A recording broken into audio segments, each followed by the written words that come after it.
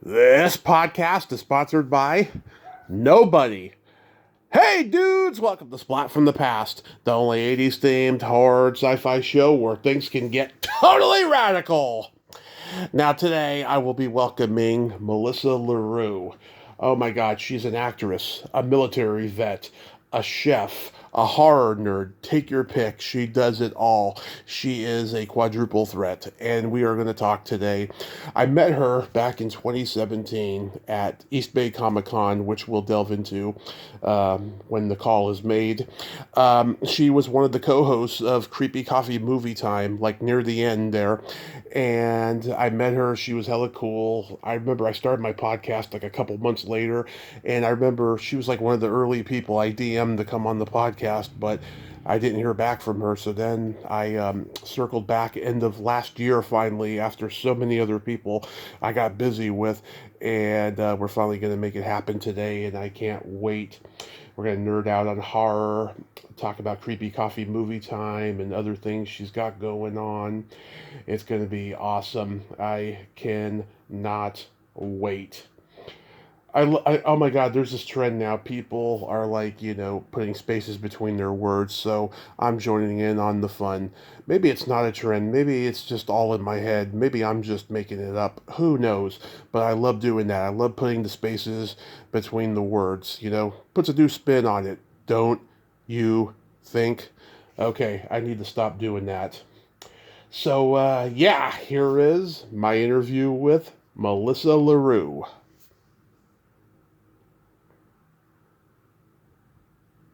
Hey, Melissa, welcome to the show. How are you today? I am good. How are you? I am fantastic. Thank you so much for finally coming on. This is awesome. Yeah. Can you hear me okay? I can hear you just fine. Perfect. You probably won't remember this, but I met you in 2017 at East Bay Comic Con. Oh. I met a lot of people in the last few years. Well, it was me and my friend Ronnie. I was the fat guy. He was the skinny guy with the bald head and glasses. We went over to the Kreepy Coffee Movie Time table and just talked with you guys. You guys were so cool to us. And then we sat in the front row of your panel, and you guys were just cracking us up the entire 45 minutes just with your inappropriate humor and just being so engaging and fun and stuff. And then afterwards, you gave me your contact info, and then I started following you on social media after that.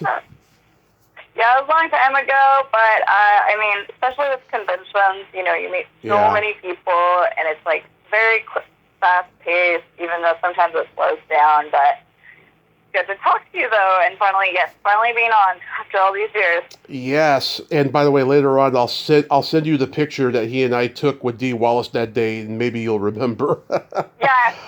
It's usually until, I get sent a picture, I'm like, okay, now I get it. Now. Yeah. And so, I lived in Sacramento at the time, so me going to East Bay Comic Con was always waking up super early just to drive, and then, making sure I'm ready, so I'm usually exhausted by that time, and then, depending on what show and who comes, usually we also are given alcohol by a few of the people and a few of the fans that used to come to our shows. Right. So, we would also be slightly drinking. Yes. So, going back in time, do you remember the first horror movie that impacted you as a child? So a lot of people and kids, you're not supposed to watch horror films. They're scary. Yeah. So I was actually terrified of horror films and was very, very afraid of Chucky. And my cousins and brothers would scare me and try to literally make me pee my pants. But the one I still remember that I probably stayed up maybe 3 nights, couldn't sleep, had nightmares, was April Fool's Day. Oh, nice. I love that movie. So, it's super cheesy, super camp, but a lot of blood. And I just remember watching it at a very late time when I was supposed to be asleep. And it terrified me. And then even though at the end they're like, oh, it's April Fool's joke. But, yep, I just remember being terrified. And then watching it now, it's just like, okay, that's not that scary. The Shining was my first ever. I was a year old. My parents, who didn't even really like horror much, except for the old creature feature stuff, they showed it to me, and because we just got HBO, it was brand new to us, and they showed The Shining a lot at that time, and it scared the shit out of me. I couldn't watch it again until I was 7, and when I did, it was all chopped up on USA, and now it's one of my favorites of all time.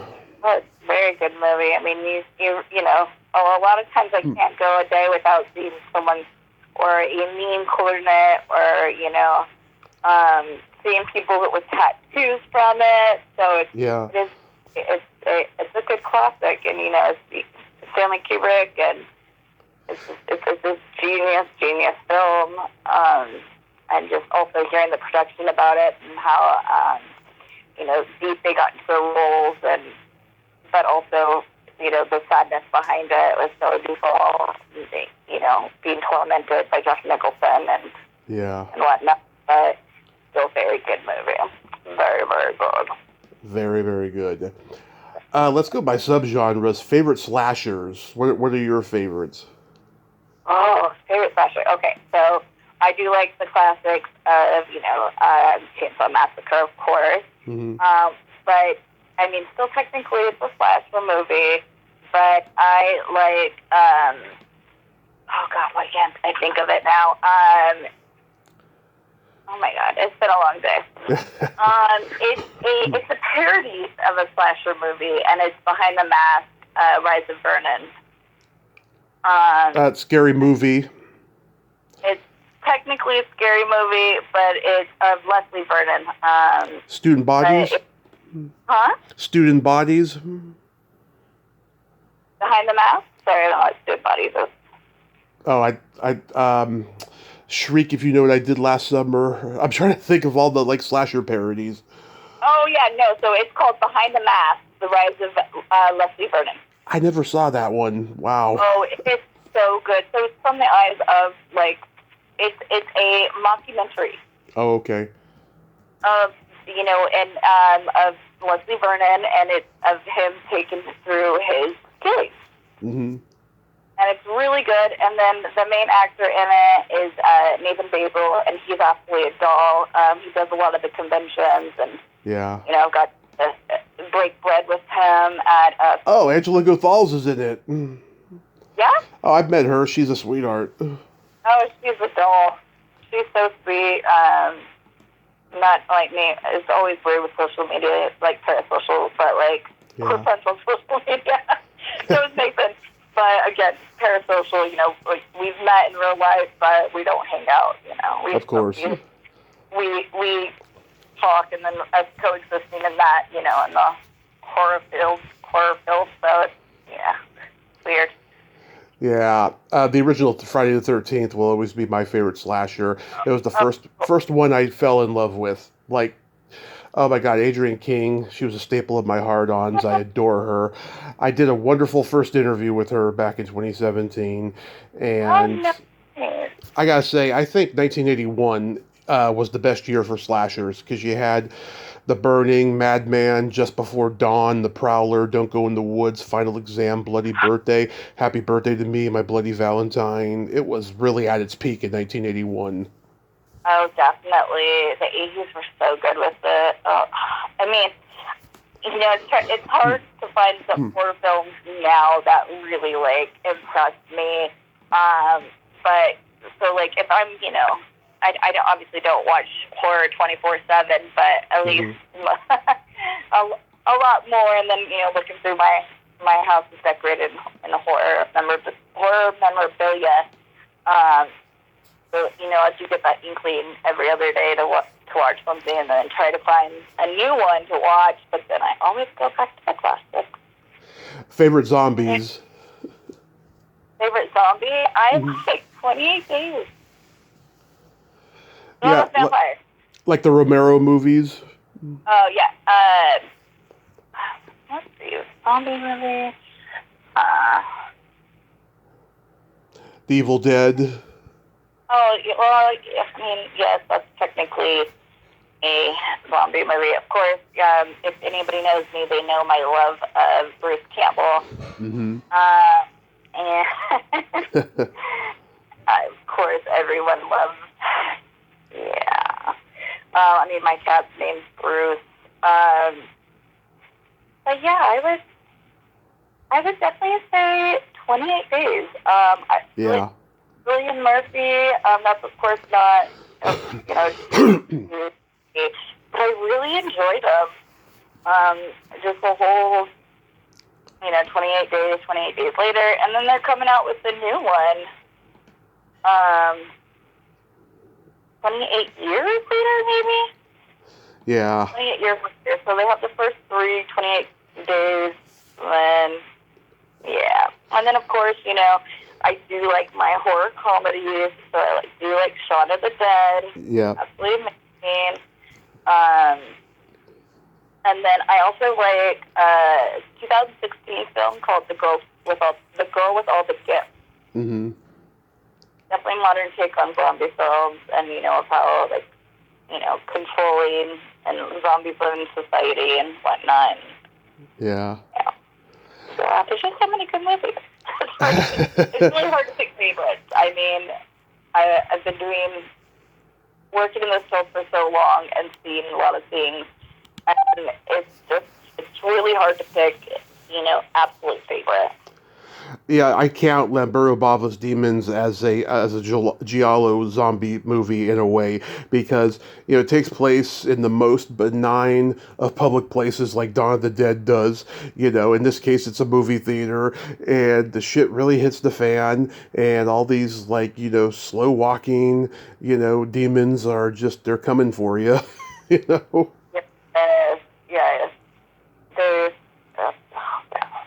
There's so many movies out there that I'm just like, don't know which one's the best. Vampires. Vampire movies. I'm trying to think which one's my favorite.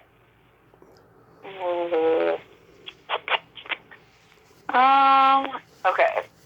Interview with the Vampire, even though it's technically not a horror film, but you asked for favorite vampire movie. And then, of course, From Dusk Till Dawn is absolutely amazing. Yep. Oh, God, there's just so many. The Lost Boys.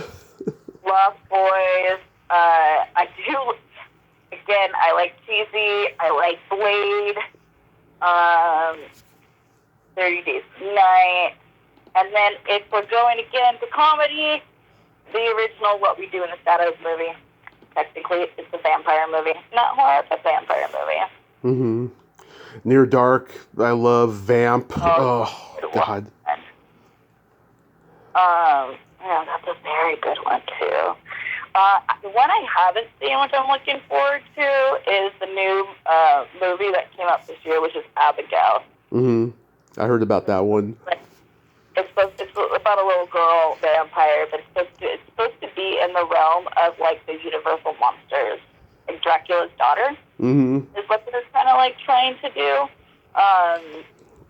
So I'm looking forward to watching that one. I'm kind of saving it to watch it with my boyfriend's daughter, which is what I'm turning her into loving all four films. Love it. Absolutely amazing to have something to connect with her, and I'm just like, you gotta watch this. You gotta watch this. I love it. How about werewolf movies? Let's see, werewolf movies. I feel like they need to have way more werewolf movies. American Werewolf in Paris, definitely. And then, of course, London, but, The Howling. no, yeah, that's a good one. Have you ever seen Lone Wolf? No, I haven't seen that one. It's a very obscure Colorado-based low-budget werewolf movie. It's on YouTube. Check it out. It is really, really good. I have to watch that, yeah. We got to be a Creepy Coffee Movie Time, got to be a guest at Silver Screen Fest. It was supposed to be a really big deal. It was actually huge. We had a lot of, David Naughton. Sweet guy. He's sweetheart. Got to be was there. You know, Griff- Berger. We got to meet a lot of the people that actually worked on that film, and they were just absolutely dolls. Griffin Dunn's doing Monsterpalooza this year. Yeah, and we got to meet John Landis. Probably the best picture I have is me, like, in a finette dress but covered in blood. Yeah. David Naughton and John Landis, and it was just, it was very, very good. Yeah. Made my day, and then I got to talk to, who else was there? And it was originally supposed to be a lot of more people and a lot more famous people, and it was supposed to continue, but that was the first one. But for some reason it didn't keep going. I forgot who put it on, but I think it was Monster Magazine. No. Yeah. Have you ever seen The Beast Within? What? Have you ever seen The Beast Within? I feel like I have, but let's see. 1982. It's it's not technically a werewolf movie, but the creature the guy turns into is very much like wolf-like. He's like a dog wolf-like creature. No, I have not seen that movie. Yeah, Philip Mora, who directed Howling 2 and 3, he made this movie in 1982. And it was like bad timing. It didn't do very well at the box office of when it came out. I'm all reading about it right now. I see probably why it didn't. It was rated R. I interviewed the guy and the girl who played the leads in it, Catherine Moffat and Paul Clements. I talked to them both. Oh, that's awesome. No, yeah. I'll add that to my list to watch. Yeah, you'll love it. It's really, really good. I feel like there's not... did they redo it? Which one? Oh, no, they just renamed... I thought they redid it, but... No. No, it's the same name, but I was like, oh, Harrington did it? No. It's a different movie. How about the body horror movies? The what? The body horror movies like Reanimator or the Cronenberg stuff?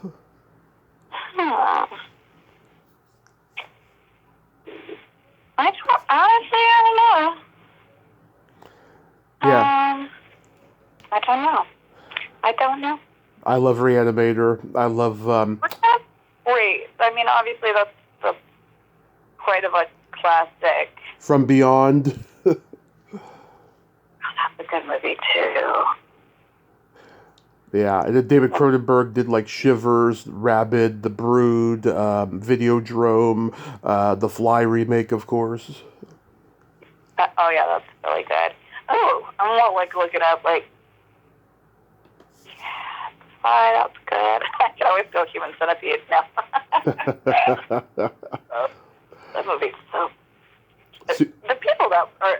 a few of the main characters, the weird doctor guy, he's actually a sweetheart. Just creepy looking. Mm-hmm. I believe we had him at Sinister Creature Con a couple times. Who? The Dieter Laser, I can't say his name, D-I-E, Dieter Laser, the doctor. Oh, okay. And then Lawrence Harvey, which is one of the guys from there. Yeah. He's I don't know how to say he has big buggy eyes, but he does have big buggy eyes. That's such a good movie, though. It's horrible, but it's such a good movie. Which Universal Monster movies do you like? Oh, I am a huge Creature from the Black Lagoon. Mm-hmm. I have that tattooed on my hip. I do have some original parts. What was it? I moved to Washington, so a lot of my stuff and a lot of is still in boxes and then taped up. But I have a still from the movie, and it's signed by Creature. And it's just, I forgot who gave it to me. I think I got it for my birthday, but my dad lives in Marysville, Washington. Oh, I don't know where that is. I figuring out Washington. Yeah. And I'm still trying to convince. My friends don't live here, but I'm still trying to convince my friends to come up here so we can do a serial killer tour. Nice. Because there's a lot that was out here. So I think 1931 Frankenstein and Dracula, those hold up so well because those were the first ones that we really had. There was this one horror movie that came out in the silent era. I can't remember the name of it offhand, but it's in the public domain and PBS used to play it a lot. That's credited to be the first horror movie, but these ones were like the first iconic horror movies. Mm-hmm. Well, there's a good documentary in one of my, I don't know if you remember Swab from our show, something, it's November Fires, but he made a documentary about Jack Pierce, which is the original monster creator. Love it. Makeup artist. And it's called Jack Pierce, the Maker of Monsters. It's absolutely fantastic, and it just goes a lot of behind the scenes of him doing all the makeup and just creating all of our, classic universal monsters that we hold so dear to our hearts. And I just love how, how big Dracula got, of course, but the extent of, from the Universal Monster movies to all the sub-movies that, we showed a lot of them on our show, but like I said, Dracula's daughter, Bride of Dracula, Dracula's grandma's aunt's dog. Lady Frankenstein. Yeah. And, there's so many movies that came from the classics that a lot of people haven't seen, but, they're with Don Chaney and Don Chaney Jr., that, they're just so bad, they're good, and there's, it all stems from all the Universal movies, and I always think it's funny how we keep seeing in media, they're bringing this back, or they're going to redo this. Yeah. And then they pull it because they're like, we need to, do it right. Yeah. And I'm like, I'll still go see it. You'll still get my money. It's funny, by the mid-'80s, the slasher genre kind of fizzled out, but they were making these teenagers in trouble movies like Return of the Living Dead, Night of the Demons, Chopping Mall, Slaughterhouse Rock, Hide and Go Shriek. They made these movies where, teenagers, they just want to have a good time and get laid and all that, but then supernatural shit starts to happen, and then monsters would pop up. Even in Chopping Mall, the robots are the monsters, Yeah. It was so interesting how the teen horror genre went from slashers in the late 70s all the way until the mid-'80s, and then these movies start being made. Exactly. Did you ever have any crushes on horror stars? Oh, I still have a crush on Ted Raimi. Mm-hmm. And he's not conventionally attractive, but, I hope he never hears that he's very attractive. And then also, I love Bruce Campbell so much. Oh, yeah. I have a signed and autographed life-size Bruce Campbell. I met him once. He's a character. Oh, he's a character. I got to write an interview. I wrote the interview that they did. A lot of the questions were asked, and then, some that weren't. But then it was our producer for a show, and then he was like, one of your biggest fans is an actress on our show. And, she has a good question. We see the downtime, how long it takes to how long does it take for it to come off, Yeah. And then he mentions something about me giving him a sponge bath. Yeah. And I was like, and the interviewer was like, oh my God. I was like, Bruce Campbell wants to give me to give him a sponge bath. I just think he's so handsome. And he's just a sweetheart too, so. Yeah. So, yeah. I have a lot of Evil Dead stuff. Yeah, Adrian King for me is a big crush. Russell Todd. He was the first man I interviewed on this podcast, and oh my God, I was just tense the whole time. I cringe when I listen to it. I'm like, oh God, I'm just so in love with this guy and just like completely, just making an ass out of myself. He was number 6 of interviews, and I also loved Barbara Crampton and Linnea Quigley, and Oh, I think Barbara Crampton had the best nipples of any actress in the 80s slasher movies, or just horror in general. I mean, not slasher. She didn't really do slasher. She was just body horror. I also, I am, of course, I grew up, born in the 80s, grew up in the 90s, Mm-hmm. and, everyone had a crush on him in Casper, but I had a crush on him from Idle Hands. Devon Sawa, yeah. Oh, he's a gorgeous man. And then, I always thought Clive Barker was handsome when he was younger, Mm-hmm. as well. And Tony Todd being just such a big man, and him and Candyman, like, he's supposed to be super scary, and then I got to see him, like, when they showed him outside the makeup, I was like, man, he's handsome. Yeah. He's a handsome man, and he's big, and he's gigantic in person, and he just has the sweetest smile, but I always thought he was such a handsome man. Even with all gross beads coming out of his mouth. Yeah. So I'm curious, where did you grow up? So I grew up a little part of my life in East LA. Okay.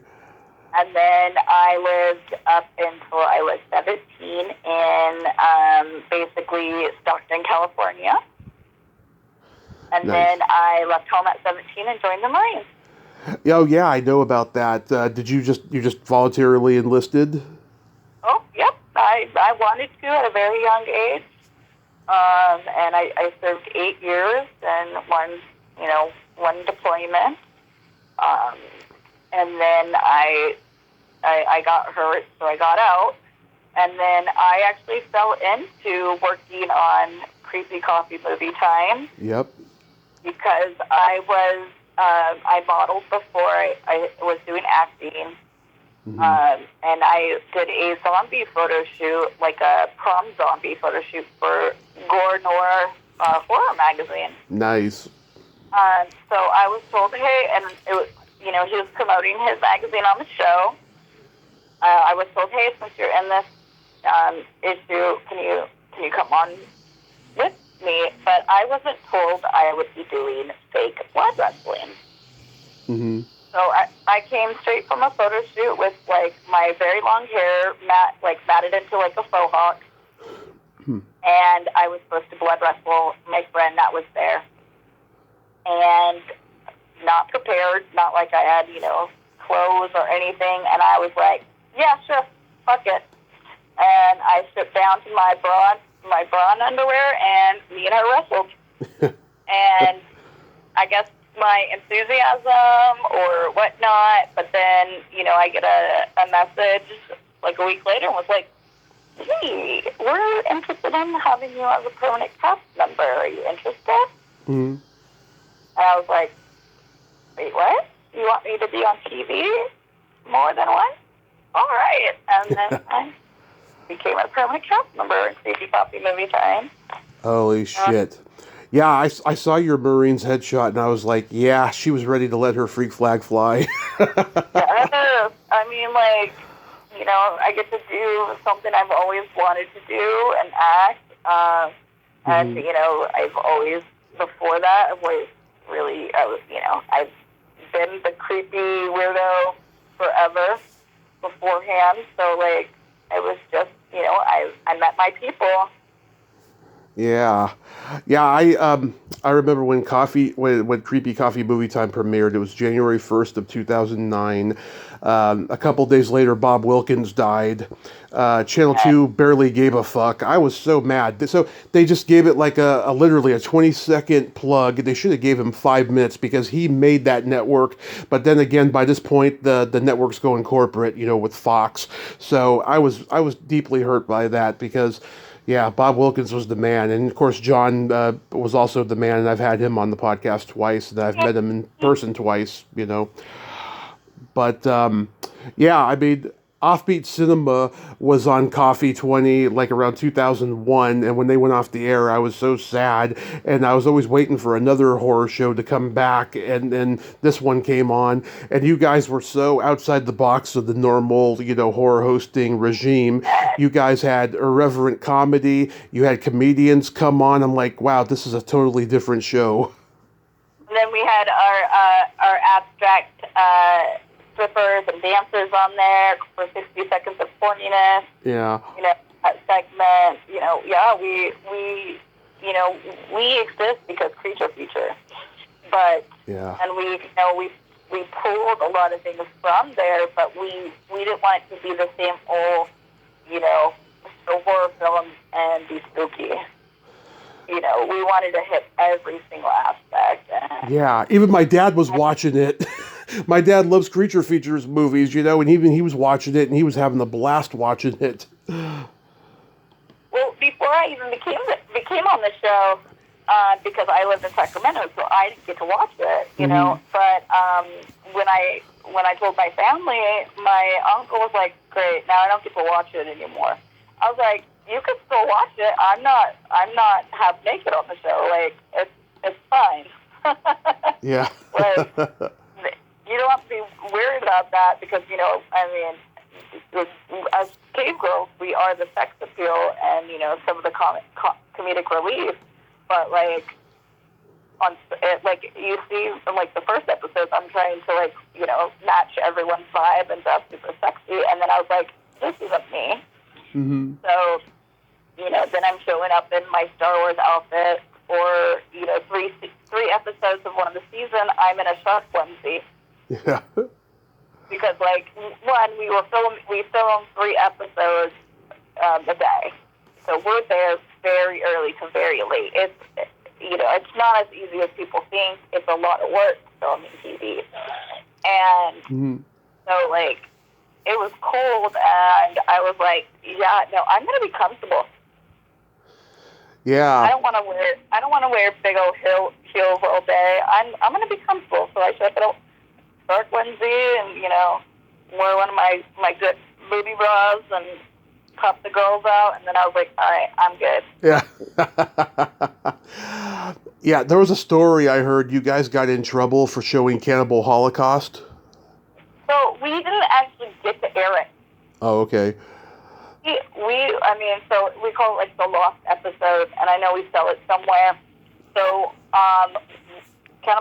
so basically how we pull movies and decide, one, if they're good or, we can use it, our Morlock and No Name could, talk about it and have good, report back and forth with it.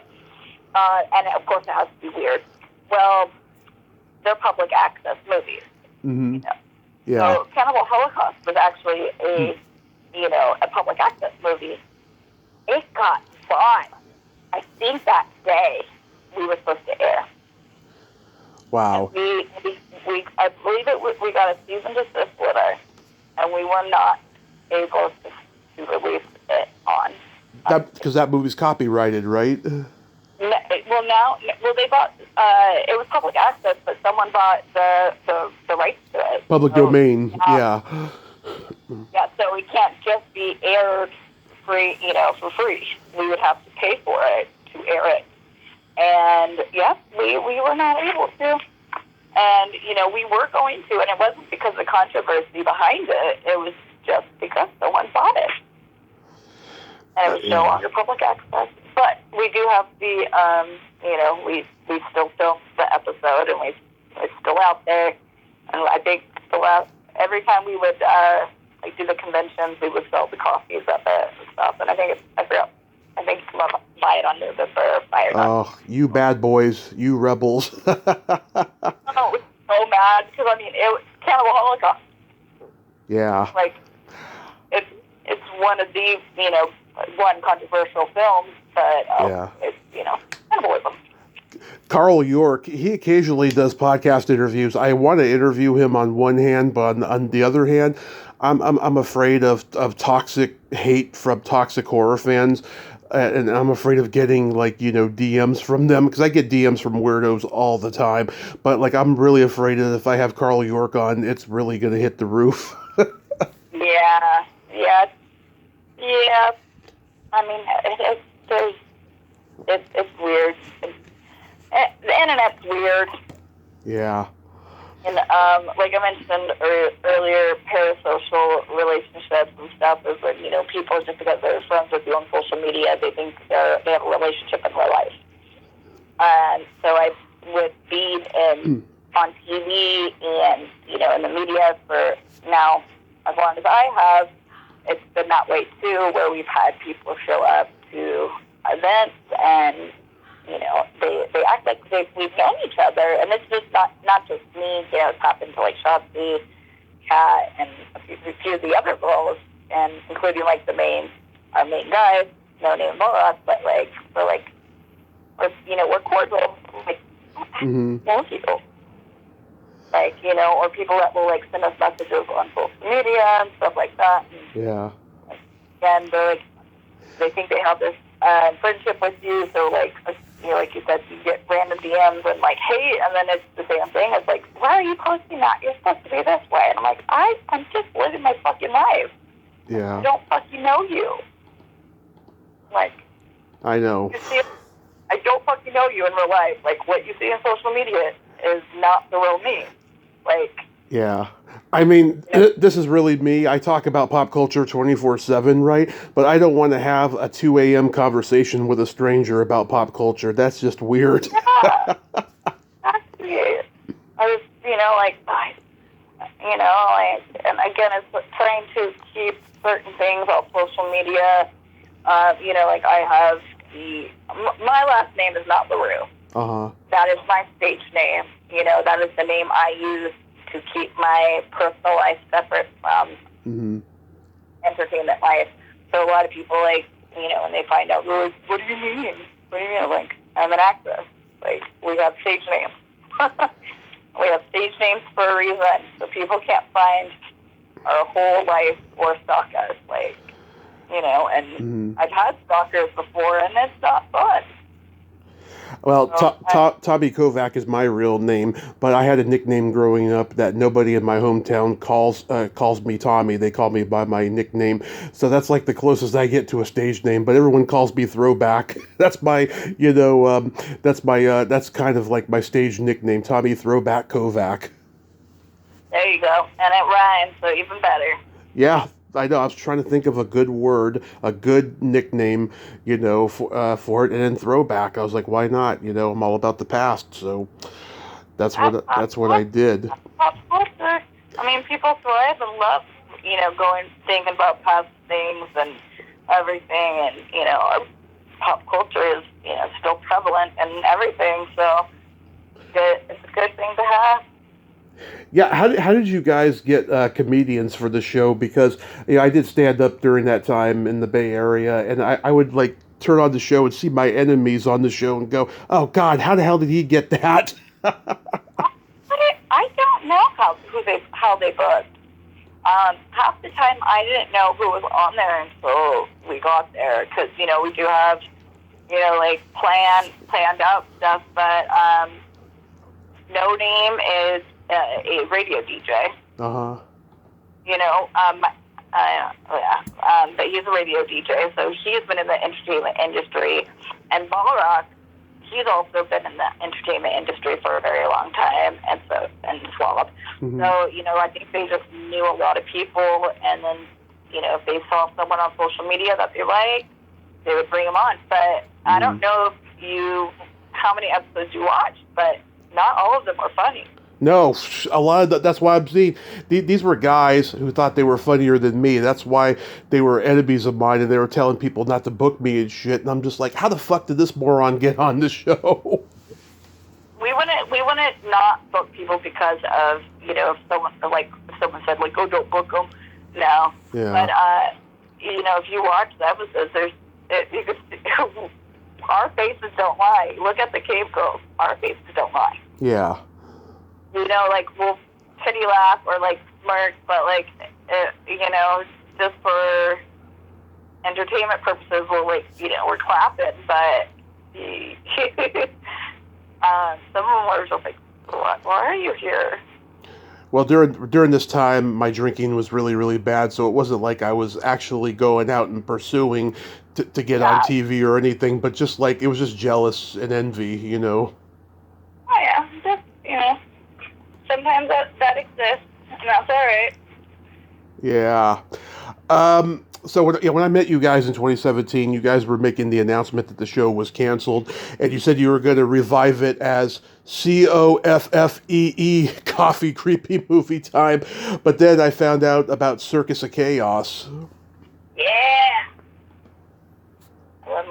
I love doing Circus of Chaos. That was definitely a fun show to do.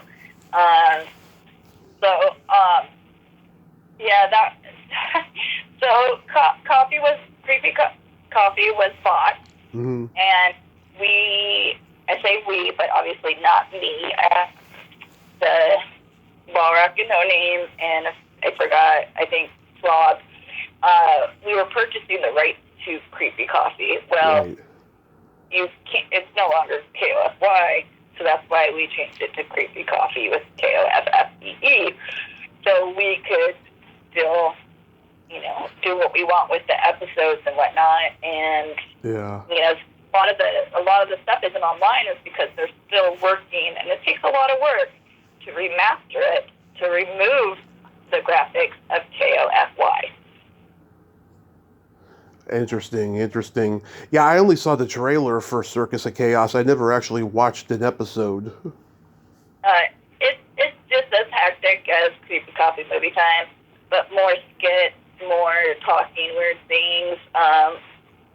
Honestly, I only did a few episodes because at that time I was working and doing my other stuff, and again, it was just outside of Kreepy Koffy, but Yeah. it was fun.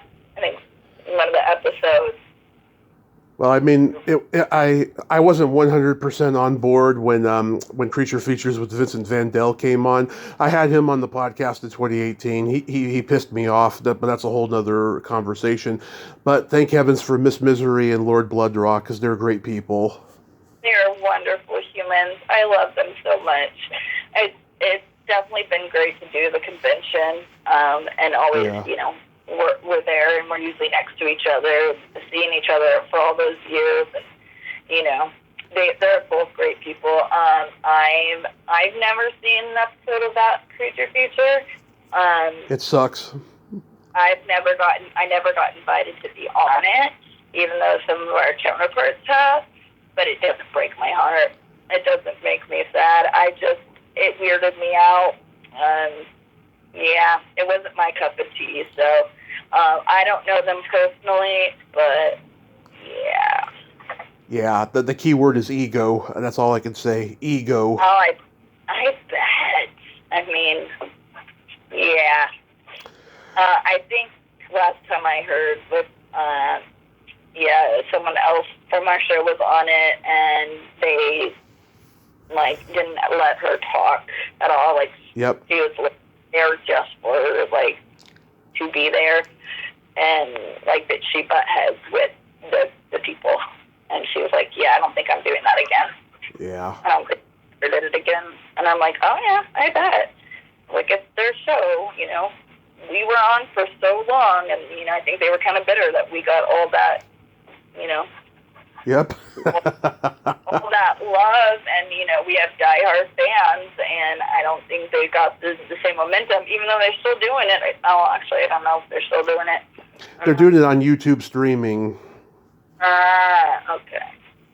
Yeah. We still do our live shows because, again, we wouldn't have been where we were without our fans. Yeah. So, last year, has it been almost a year? I don't know. I don't know when the last time we did it. But, I flew back. Mm-hmm. I lived in Vegas at the time. I flew back just for the night just to come and show up to our live show. Because, I was asked if I was going to be there by a bunch of people. And I was like, yeah, I'll show up. I'll hit, Yeah. You guys did a lot for us, so I should be there. So you've done some episodes of The Glory Hole with Dave O'Shea. My mom has known Dave O'Shea for over 25 years because she used to be his boss at Comcast Cable.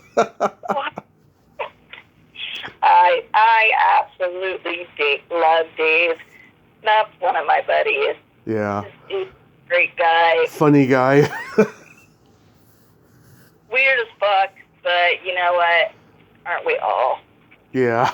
And I love that name, The Glory Hole, because I'm a practicing glory holer for many years now.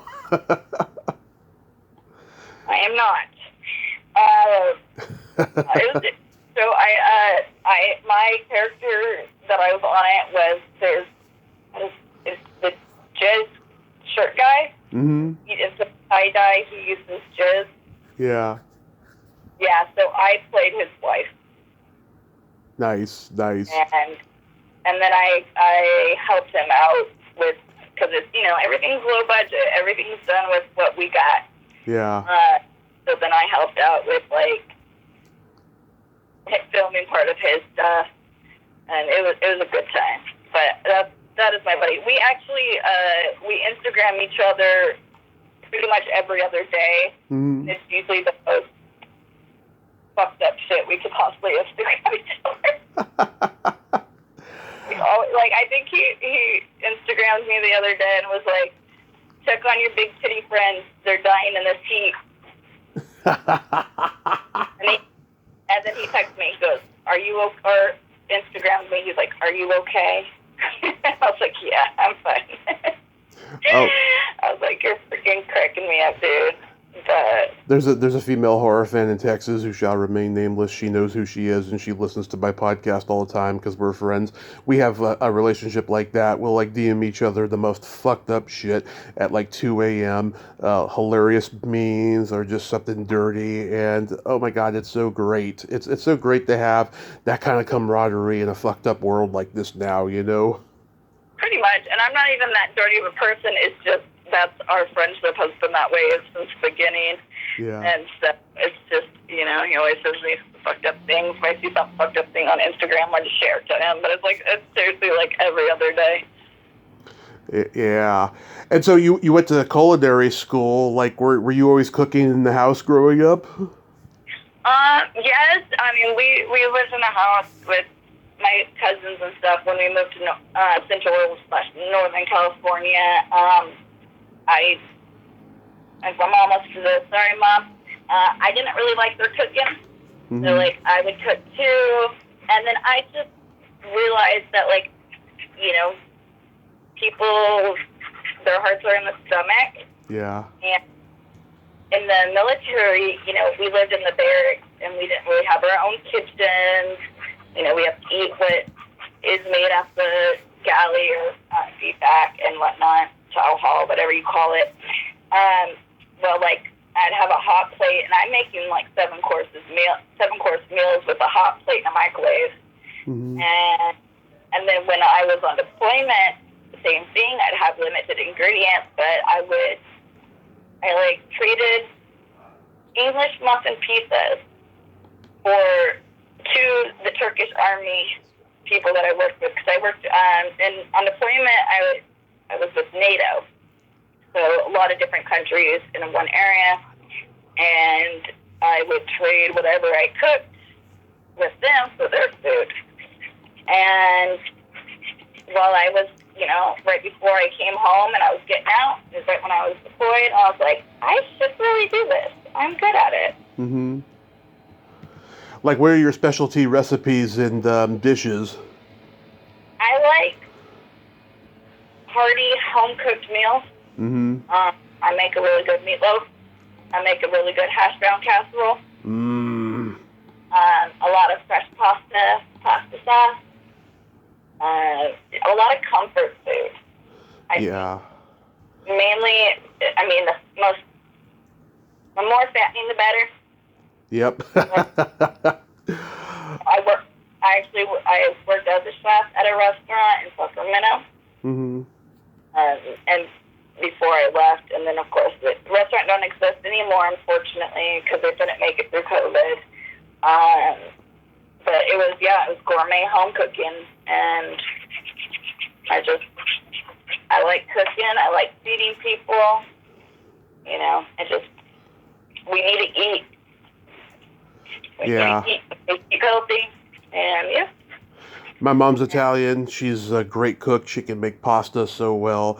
She can make really good biscuits and gravy. She's very versatile in stuff that she makes. Well, my first job, I worked as a baker. Mm-hmm. And so that, I think, probably is where it started. But baking is so much different from being like a chef and savory foods. You know, and I was like, okay, let's do this culinary school, and I liked it. And I mean, I wish I could do that professionally again, but unfortunately I'm disabled I have a really bad back, and but I hurt myself in the military, and I can't stand like I used to. Oh, that sucks. Now I don't do, but you know, who knows? Technology might get better, and I might get a new spine. But my luck is like Repo Men, and, you know, I'm not going to be able to pay for it, and they come and take my spine. How many tattoos do you have? I've lost count. You have a lot. I noticed. You're like a walking art show. I love that. Thank you. I've lost count. I mean, I have a lot of big pieces, and I have some small ones. I have ones that don't matter. I have ones that do matter. I have, you know, some random stuff, but there's so many pieces that I love. I've lucked out and got to be tattooed by some of the best people.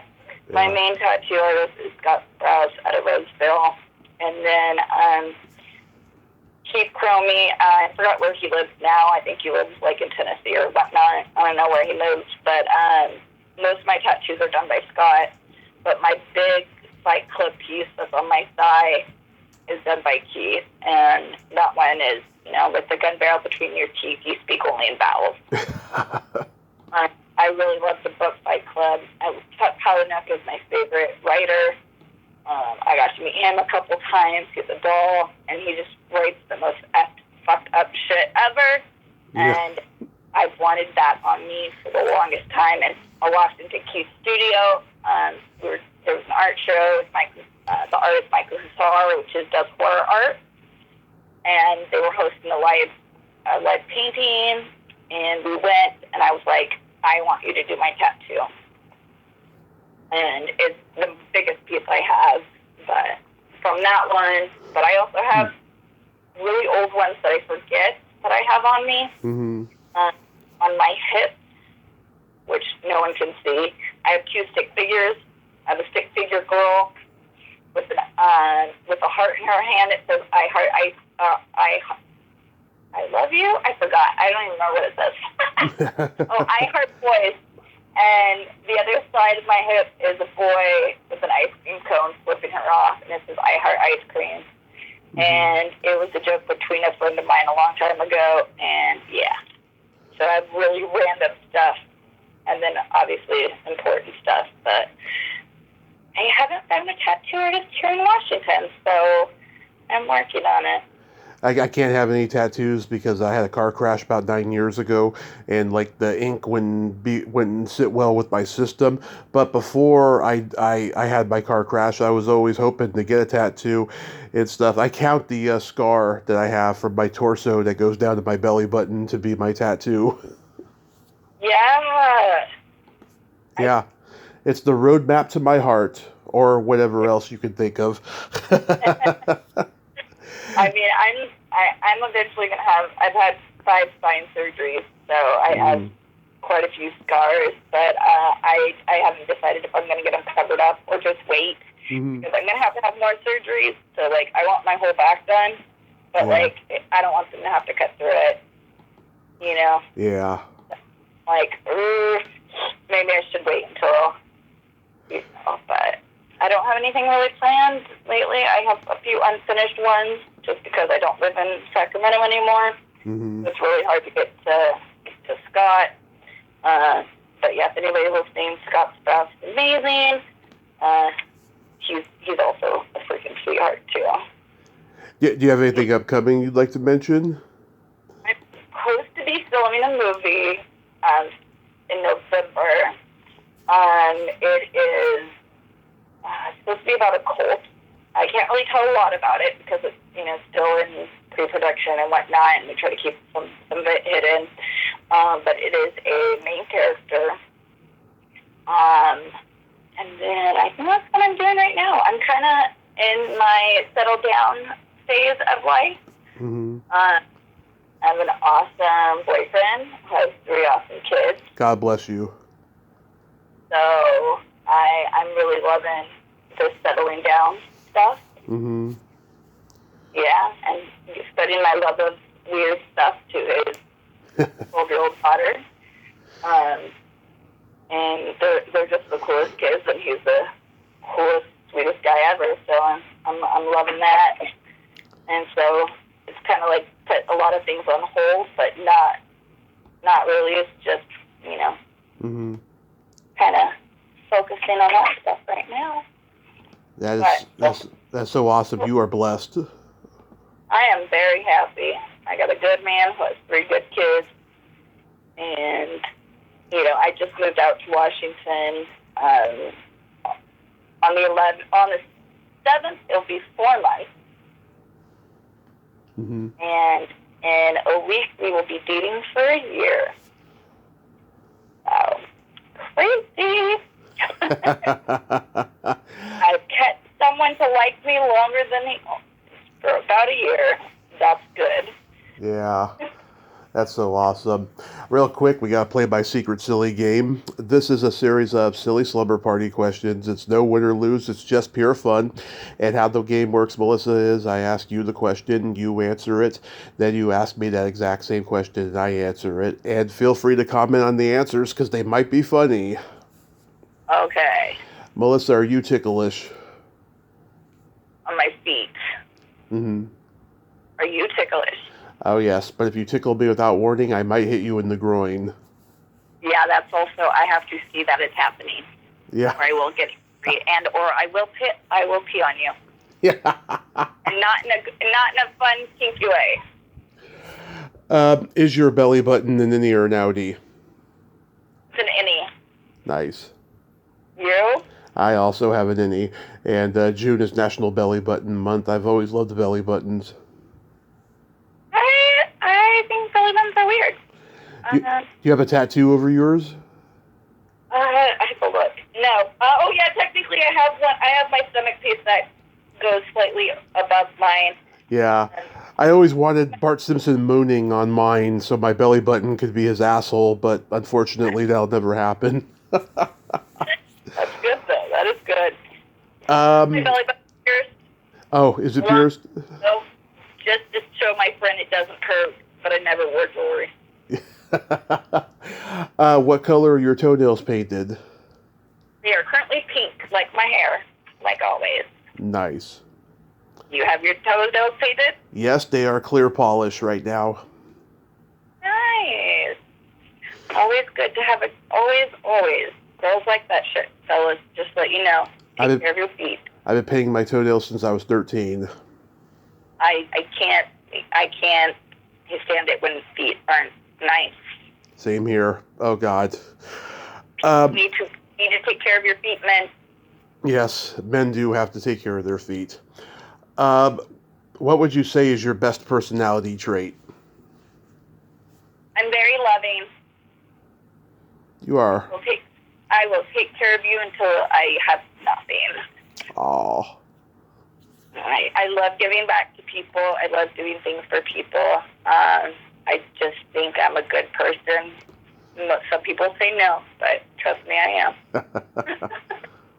What about you? I have empathy, and I have no filter. That's always good. No filter also helps. Mm-hmm. If you could have anything named after you, what would it be? Oh, That's a good question. A star. Love it. But not like where you pay for it and, everyone has a star name. No, like an actual, that's what people call the star. Yeah. Yes. And for me, I'd love to have a vibrator named after me. Oh, there you go. Would it be called Throwback? No, the Tommy Chatsy. The what? The Tommy Chatsy. I don't get that. It's like a motor engine. A Chatsy is a motor engine. Okay, now I hear you. Yeah. Okay. And then my favorite question, is there a stinky smell that just makes you gag? No, but I hate the sight of mucus. Ugh. Mucus? Yeah. Yeah. Will make me gag. Blood, shit, pee, nah, blood, nah, gore, no, mucus coming out of a child or anyone, period, I will throw up. Yeah. Oh, God. I gotta say, I have a high tolerance for seeing, cysts or boils being opened on those YouTube videos or Dr. Pimple Popper. But when it comes to, like, what you just described, no, there's something just awfully wrong about that. No. I mean, I won't even watch those either because it's the consistency of mucus. Mm-hmm.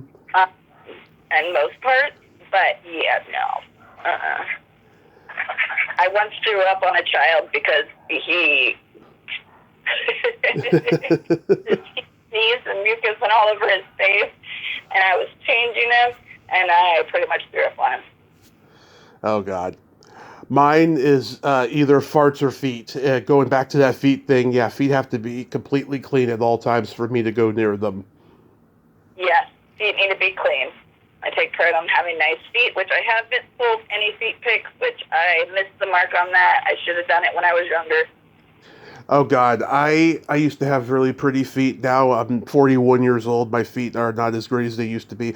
I got diabetes now, so I got a little bit of dryness on them. But when I was younger, oh, my God. Like, I'd be barefoot, and girls would, like, come around and start tickling them because they were so cute. Yeah. Well, I wouldn't wear shoes, and so people gave me a nickname, Feet, and I hated it for them because they were making fun of me because I wasn't wearing shoes. And so they would make fun of me calling me Feet. Hated wearing shoes. Yeah. I got a joke for you. What do you call a boy that doesn't masturbate? What? A liar. Yeah, that's true. That's definitely true.